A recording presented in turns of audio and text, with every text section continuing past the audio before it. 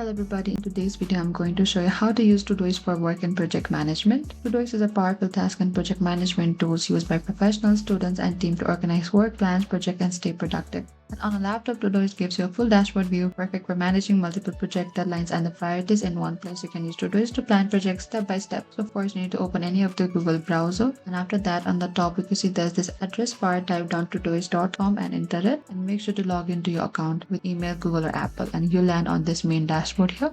You can understand the Todoist dashboard here. What you can do is select the add task to create a work project. You can either name it any of the website, redesign your office work. You can also choose how the font works over here. Simply double click on it and select either bold, and you can also add a due date, your priority P1 which is urgent, P4 is the low one, and description for any details. And after that select add task, and after that you can also label with your categories task over here, selecting this your email, meeting, urgent, client work, and after that you can select add task. And that is it. This is how you can use Todoist for work and project management. Thank you for watching this video. I hope I could help. If you have any trouble or queries, please comment down below and we will reach out to you very soon.